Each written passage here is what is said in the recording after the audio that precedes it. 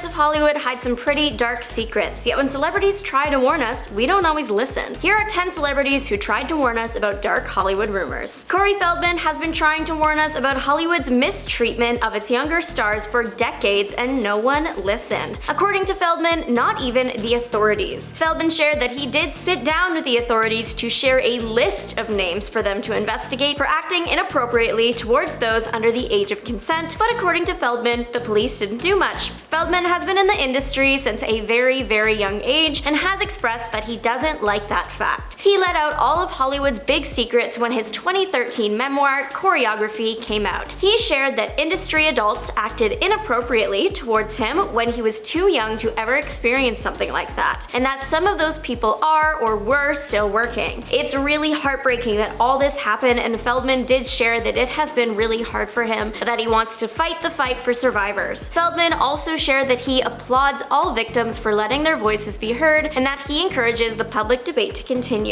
Later, it came out from other co-stars of his that it was common knowledge that this was happening to Corey, and yet nothing was really done to stop it. Rumors that Hollywood is filled with behavior like this have been around since it got big. One major Hollywood producer was finally held accountable for this behavior, but singer Courtney Love was warning us about his behavior long before he was held accountable. This particular man mainly acted inappropriately towards women who did not want to engage in that behavior with him. Courtney Love hit the red carpet in 2005 and joined Comedy Central for an interview. The interviewer asked the singer, "Do you have any advice for a young girl moving to Hollywood?" Love seemed unsure on how to respond at first, but then chose to become one of the first people to warn us about the major producer. She responded, I'll get libeled if I say it. If major producer invites you to a private party in the Four Seasons, don't go." Of course, it would be many years later that said man would be held accountable for what happened at those parties, and people to this day look back on this interview wondering how we didn't take Love's warning seriously. Love at the time was treated very poorly after this moment, but has now received a lot of love since all the accusations have come out, and is regarded as one of the first people that attempted to expose the disgusting behavior. The rumors that Hollywood is filled with the overuse of special substances have been pretty much confirmed by modern film and television, and of course, eyewitness statements. But there was once a time when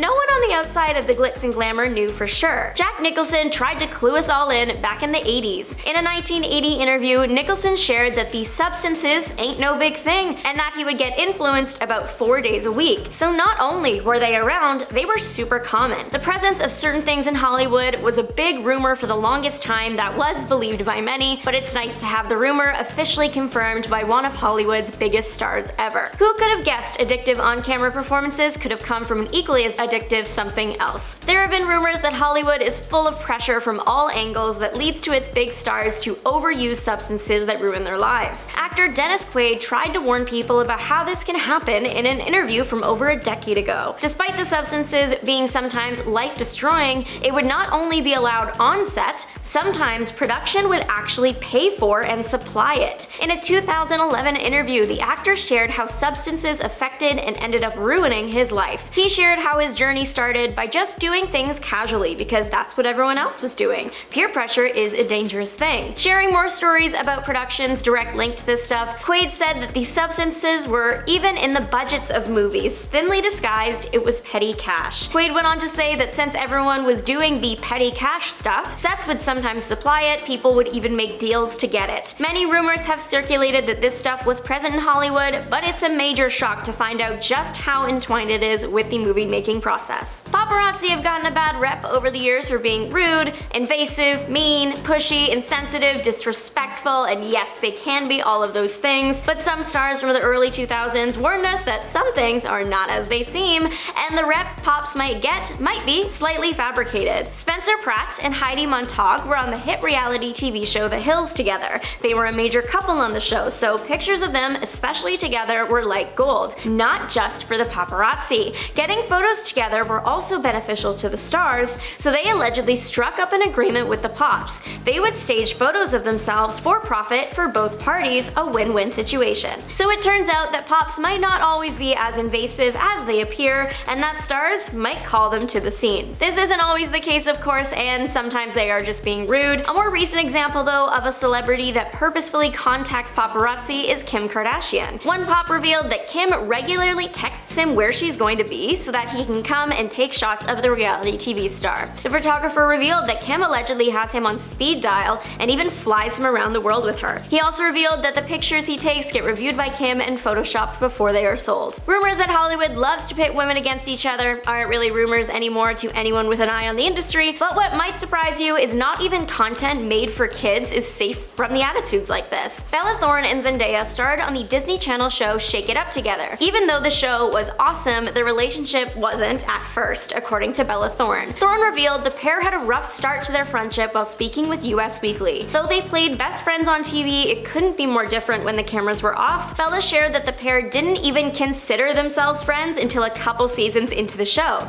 The reason, Bella claims it was because people on the show were constantly pitting the girls against each other. Bella said this fed into their heads, it made them not friends in that first season. It's sad to learn that a show about a positive friendship between two girls that was loved by so many girls was not a safe space for the girls in it. This interview isn't the first time Bella has mentioned the fabricated competition between them. In 2017, she said that the pair were forced to compete against each other and that they were placed in a very unfortunate position. Funny enough, Bella shared that the pair didn't actually become friends while working on their own show, Shake It Up, but instead while shooting an episode for another popular Disney Channel show, Good Luck Charlie. About this time, Bella said, "We were really able to put our cards out on the table and understand each other. From that point on, the pair did get along and are now friends." Keeping with the theme of kid TV stars warning us about Hollywood, Amanda Bynes sent a pretty clear warning when she announced on her Twitter in the early 2010s that she was retiring from acting, despite only being 24, early in her career and just starting to land bigger roles that would only grow her fame and fortune. The actress tweeted a cryptic, "Being an actress isn't as fun as it may seem," following that up with, "If I don't love something anymore, I stop doing it. I don't love acting anymore, so I've stopped doing it. I know 24 is a young age to retire, but you heard it here first." This was an incredibly confusing move at the time. Bynes' big TV and movie roles all looked like they would have been fun environments. She had just done She's the Man, Hairspray, and acted on Nickelodeon. Years later, I think we all can now understand why the actress may have retired so early. The groundbreaking docuseries Quiet on Set recently premiered, exposing the disgusting behavior that would happen to young Nick stars behind closed doors. Bynes was not part of this docuseries because the actress claimed she did not have the same experiences as the other actors working at the time. However, people are skeptical of this due to her erratic behavior after her retirement announcement and a Twitter account that has resurfaced that claims to be the actress. The account claims to be the actress's secret Twitter, and it sent many troubling tweets dating back to 2016 about the star's life and mistreatment. Stories about situations that are similar to the one in the docuseries. The account attempted to prove it was actually Bynes by tweeting a photo of half the star's driver's license. However, there is no way of truly knowing Bynes is behind that account. Katherine Heigl has been described by former co-stars as ahead of her time. The Grey's Anatomy star was among the first to call out Hollywood for its demanding nature towards actors. Back in the early 2000s, when Heigl was at the peak of her Grey's Anatomy career, she was a series regular, she won an Emmy for her performance, she was signing deals and starring in big budget films making hundreds of thousands of dollars. She was truly the woman of the hour. She decided to use her time at the top to advocate for herself and her co-stars, calling out the working conditions they were subject to, like working 17-hour days. Heigl apparently asked for a lighter workload for future seasons, which she was given. Then when it came time for the next Emmys, Heigl was rumored to be heavily considered for a nomination. That is until she pulled herself from the race. See, she said she felt she hadn't received enough material for her character to warrant an Emmy nom, and that it should be given to another actress. This, plus all the callouts she had directed at the on-set working conditions, led to people calling her ungrateful and her opportunities drying up. But like Heigl's co-star Ellen Pompeo said, Heigl was ahead of her time. Nowadays, if someone stood up for themselves like this, people would be cheering them on. But I guess that is kind of a good sign, a big indication that Hollywood has changed for the better. Britney Spears trying to warn us about the damaging effect Hollywood can have on young female stars back when she experienced her infamous 2007 meltdown. She was clearly showing us that controlling every aspect of someone's life and holding them to standards that are too high can have a serious effect on their mental health. Britney's recently released book, The Woman in Me, shows just how controlling Hollywood can be. The news of how her father allegedly controlled every aspect of the singer's life rocked the internet and led to a large social media outcry to free Britney from the conservatorship. It was revealed that the star had little control over her finances and life in general. One particular story from the book about her first pregnancy took the internet by surprise. While Britney was dating Justin Justin Timberlake, she fell pregnant with his baby, but felt she couldn't keep the child, though she really